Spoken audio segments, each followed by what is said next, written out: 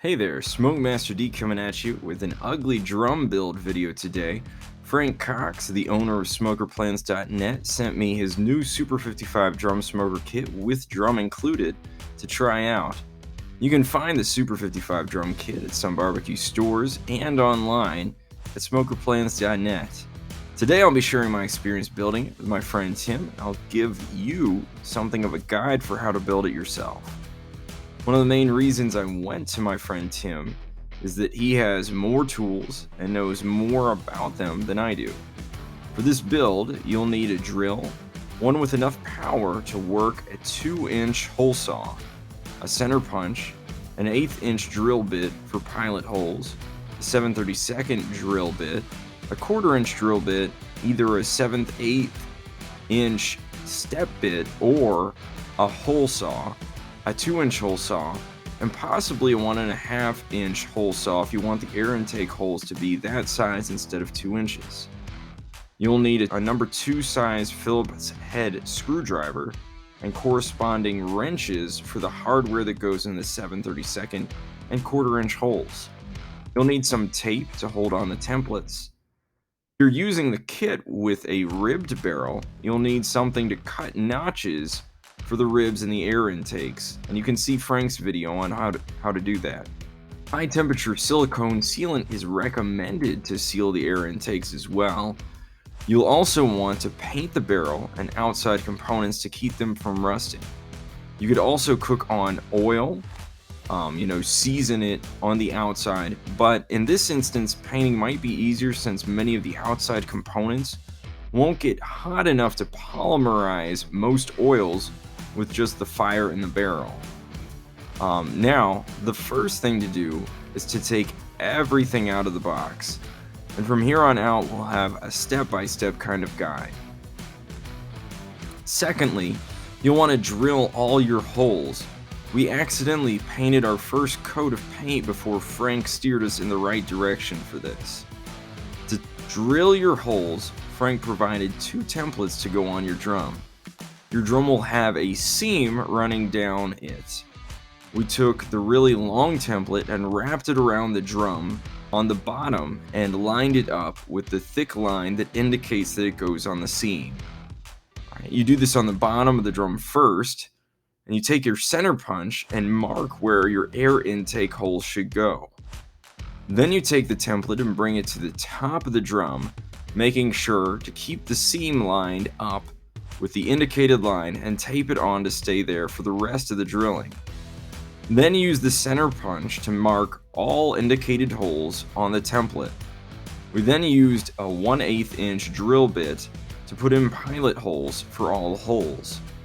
From there, we put in the 7/32 inch holes for the handles, 1/4-inch holes for the bolts that hold up the rack, and since we didn't have something to cut a 7/8 inch hole, we used a near metric equivalent and a sanding bit to work out the difference.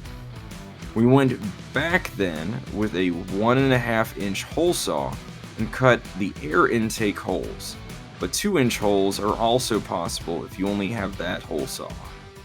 A template also goes on the lid. We did the best we could to center it. We then used the center punch to mark for our pilot hole and drilled that. And that was for the stack hole. We then drilled the stack hole with a 2-inch drill saw. This kind of messed up our template, which we still needed for one more purpose, so you may want to remove the template first before drilling the 2-inch hole. The A-line helps you align the hinge and the lid handle, so that's the thing that we needed. To drill the remaining holes, we had to take these components, line them up on the A-line, and mark them with our center punch and drill the 7/32 inch holes that went along with them. We also had to put the stack over the 2-inch hole and punch and drill the holes for those as well. Then we were done with drilling holes. Next came painting. We went to both an auto parts store and Lowe's without any luck before we found the high heat red caliper paint and high temp barbecue paint at Walmart. you can likely find more high temp paint colors online. We wiped down all our surfaces in acetone to get all oils off, but you can use Windex instead. Then we also covered up all the holes with tape to make sure that no paint got inside the barrel. The cardboard box the kit came in turned out to be a great surface for painting components. The plyboard, however, wasn't, and I wish that I hadn't used it because the little wood pieces stuck to the paint. I put 5 or so coats on everything, just one after the other every 10 minutes or so, as often as the paint dried. I could have done a slightly better job if I'd been more careful not to let any paint bunch up, but overall, I think the paint job came out well. On the second day, we started putting things together. These steps you can do in pretty much whatever order you want to. The air intakes were the things that we tackled first, and they were the things that I was most concerned about. They were the only holes we hadn't actually made yet. The screws that came with the kit for the air intakes, you're supposed to be able to screw in without any pilot hole, but we drilled pilot holes anyway. We attached the dampers to the intakes, trying to get the nut at just the right amount of tension. I'm hoping though that as we use the drum, the damper will move a little bit easier, but for now it's alright. I had lost the applicator tip for the sealant. It's a few years old now. So the beads that we put down probably were a good deal thicker than they needed to be. We then placed the intake over the holes and we screwed it tightly to it really easily. The screws went in really easily and got it to adhere very well. The sealant directs us to let it cure for 24 hours. We did not do that, but hopefully that'll be fine anyway, and I don't think we came to any harm by it. The handles were the second trickiest thing. The end caps are not easy to get on and involved Tim risking his thumbs as he hammered them onto the ends of the pins. We also discovered that the handle brackets require a little bit of bending to get the pin to fit in appropriately with the caps on either side, so don't be afraid to bend them a little bit. We screwed the 1/4-inch bolts in that hold the rack without any issues. The top stack had a little bit of issue with the heads of the screws running into the welds around the stack barrel. With enough tightening, however, they went in far enough to seal in, and I don't think that that was really a problem either. We screwed the thermometer in easily enough. The last outer component was the hinge. Each of the 2 pieces we screwed on with the smaller screws and bolts. And then we put the 2 larger bolts through the 2 holes, creating the hinge and stopper. Frank mentioned something about pushing in and then drilling the hinge holes or something. We didn't notice any problem with the lid seating very well for us, and it goes on well. So no problem there. The inner components were easy to put together with the bolts and nuts. We just made sure to tighten them appropriately, and it hardly took any time at all to do that.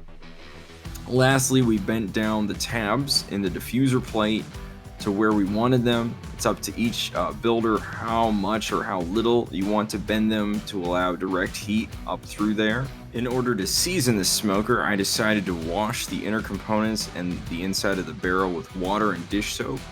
I realize some people may not want water in their smoker and may look for other directions for seasoning. We then dried the pieces and inside with paper towels and an air nozzle. I then sprayed the inner barrel and components with canola oil. We filled our charcoal basket with lump charcoal I picked up from Walmart, lit a half-full charcoal chimney, and dumped it in the charcoal basket. If I had to do it over, I probably would have lit a full charcoal chimney since you want really high temperatures to bake on and polymerize the canola oil. A little while later, we decided to throw some chicken legs on that we'd seasoned earlier in the day. We pulled them out a little while later, and they were delicious. All right, about 170 there.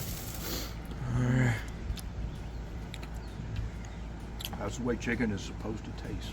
Indeed. Thanks for watching, everyone. Please like this video and subscribe to the channel. And if you want to get a Super 55 drum smoker, I think you'll really enjoy the experience of building it and making some amazing food with it.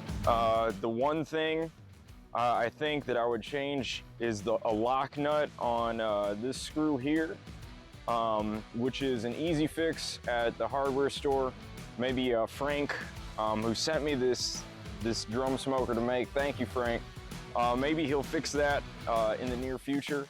So really not a big deal, and overall I'm really liking it. In a few months maybe I'll have another review. Now, as always, go get your smoke on.